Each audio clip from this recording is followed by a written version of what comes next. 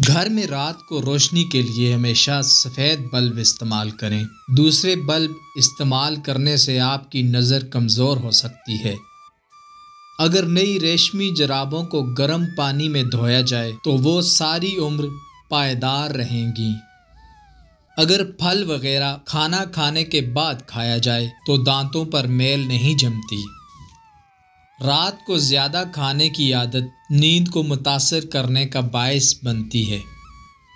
جو شخص اپنا حافظہ بہتر بنانا چاہتا ہے اسے چاہیے کہ بعد نماز ظہر کے 1 مرتبہ روزانہ سورہ مدثر کی تلاوت کرنے کی عادت ڈالیں۔ حافظہ لاجواب ہو جائے گا۔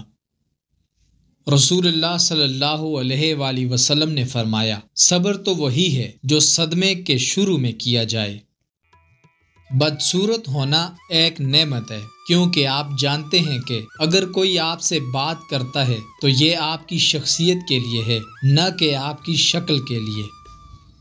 کامیابی حاصل کرنا چاہتے ہو تو یہ 3 باتیں سیکھ لو، کبھی ناکام نہیں ہوگے۔ نمبر 1، کامیابی حاصل کرو لیکن دکھانے کے لیے نہیں بلکہ اپنی پہچان بنانے کے لیے۔ نمبر 2، مشکلات میں گھبرانا نہیں چاہیے، ستارے ہمیشہ اندھیرے میں ہی چمکتے ہیں۔ نمبر 3، کسی کی پہچان علم سے نہیں ہوتی بلکہ ادب سے ہوتی ہے، کیونکہ علم تو ابلیس کے پاس بھی تھا لیکن وہ ادب سے محروم تھا۔